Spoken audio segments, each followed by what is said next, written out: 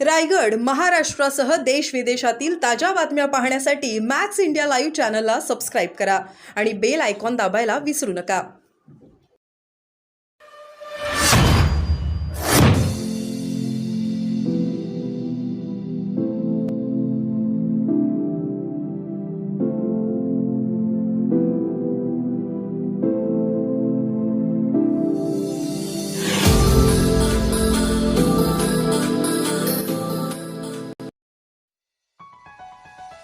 सुधागड देसाई पाड्यात विकासकाची मनमानी। शेकडो वर्षाच्या पूर्वापार स्मशानभूमीला संरक्षण भिंत आणि गेट लावून अडवणूक करण्याचा प्रयत्न। ग्रामस्थांच्या संतापाचा उद्रेक। दोन्ही गेट उघडे ठेवा, अन्यथा यापुढील प्रेत विकासकाच्या कार्यालयाबाहेर जाळू। युवा नेते सतीश भाऊ देसाई आणि संतप्त देसाई पाडा ग्रामस्थांचा इशारा। स्मशानभूमी मार्गावरील गेट बंद ठेवल्याने अंत्ययात्रेसाठी आणलेली लाकडे डोक्यावर वाहून नेण्याची ग्रामस्थांवर नामुष्की। रायगड जिल्ह्यातील सुधागड तालुक्यातील विविध भागात मोठ्या प्रमाणावर मुंबई, ठाणे, पुणे आदीसह राज्यातील मोठमोठे भांडवलदार विकासक जागा जमीन खरेदी करून आपला डोलारा थाटत आहेत। येथे बस्तान बांधताना मात्र स्थानिक आणि शेतकऱ्यांची अडवणूक आणि मुस्कटदाबी करण्याचा प्रयत्न होत असल्याच्या तक्रारी आता वाढू लागल्यात। परळी ग्रामपंचायत हद्दीतील देसाईपाडा येथील शतकानुशतके पूर्वापार असलेली स्मशानभूमी देखील विकासकाच्या आडमुठ्या धोरणातून सुटताना दिसत नाही।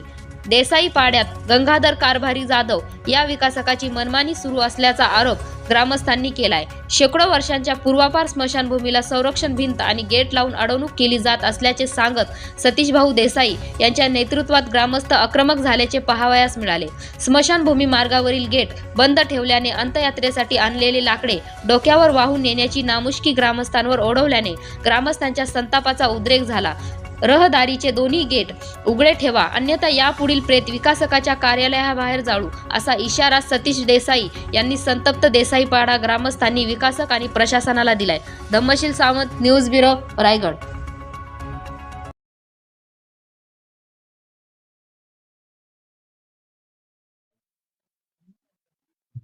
देसाईपाडा या ठिकाणी जी पूर्वापार स्मशानभूमी आहे त्या ठिकाणी वॉल कंपाऊंड जे उभं राहतंय, नेमकं काय आपली मागणी आहे? ज्या पद्धतीने आता ग्रामस्थ आक्रमक झालेत, काय नाव आपलं, काय सांगाल, काय तक्रार? साहेब, माझं नाव सतीश पांडुरंग देसाई आहे। मी इथला नागरिक आहे, देसाईपाड्याचा एक स्थानिक आहे आणि इथं चालू असलेल्या व्यावसायिकांनी कारभारी जाधव यांनी आमच्या गावाचे परंपरा म्हणजे जवळपास 100-200 वर्षापूर्वीची स्मशानभूमी इथं आहे आणि तिला येणारा एक अटॅच रस्ता आहे। त्या रस्त्यावर त्यांनी अतिक्रमण करून गेट टाकलेले आहेत आणि आमचा रस्ता आणि स्मशानभूमीला तुम्ही हे समोर जे दिसते वॉल टाकून पॅक केलेली आहे।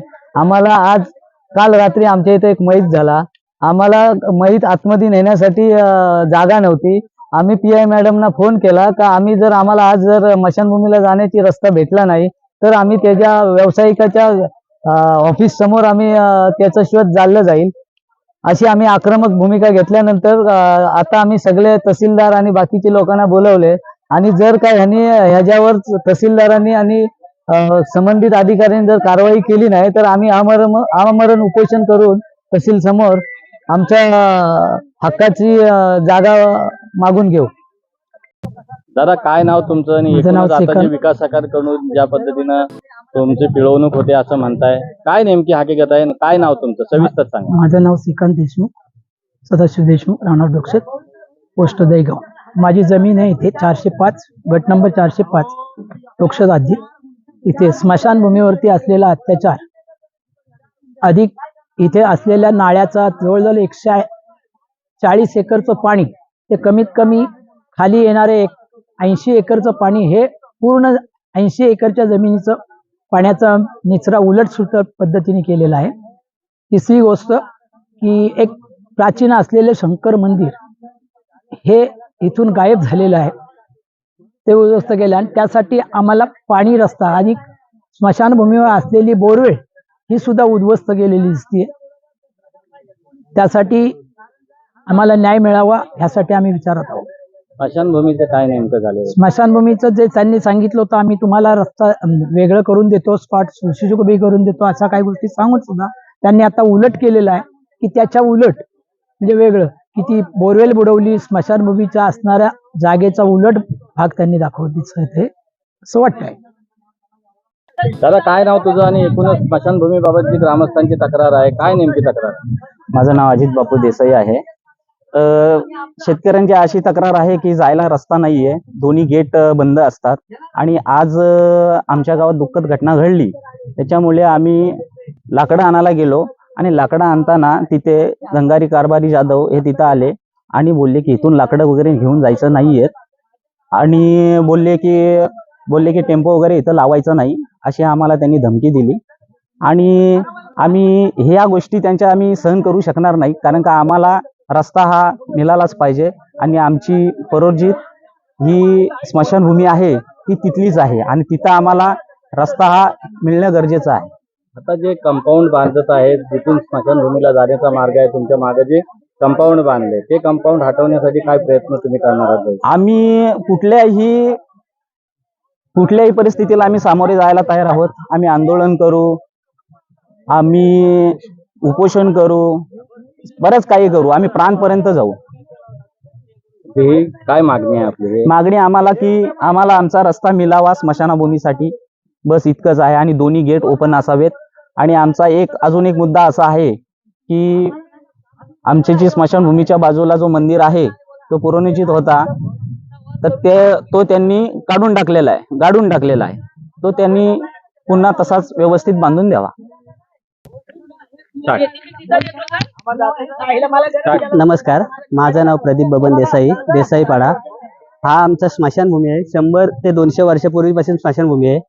त्या ह्या जाधव साहेबांनी अडवली, म्हणजे त्याला आम्ही 2 वेळा समजून सांगितलं काय हा वॉल कंपाऊंड तुमचा चुकीचं आहे, तर तो आज माणूस खोटं बोलतोय. आम्हाला बोलतो मी हा वॉल कंपाऊंड इकडे घेतलाय आणि तरी मला म्हणतो मला माहित नाही का मी वॉल कंपाऊंड बाजूला गेलाय. आणि आज तो 2 तोंडाने बोलतोय, एक शब्दाने. आता आम्ही आलो दुपारी, आम्ही गाडी घेऊन आलो फाट्याची, तर गाडीला लॉक लावून ठेवले, ते गेटला लॉक लावले. आम्हाला गाडी आतमध्ये येऊ येताना आले. आम्ही सगळी फाटी गेटच्या बाहेर उतरवली. पलीकडचा गेट तो पण गेट लावला. आणि आता तिथे खोटी स्टेटमेंट देतो की हा वॉचमॅन ठेवलेत, आम्ही तुम्हाला अडथळा आणलं नाही, हे नाही केलं. आज हा सगळ्या बाजूनी खोटं बोलतोय. 2 दिवसापूर्वी खोटं बोलतोय आणि आज जेव्हा त्याच्यावर वेळ आली तेव्हा खोटं बोलतोय. हे त्याला समजायला पाहिजे ना साहेब.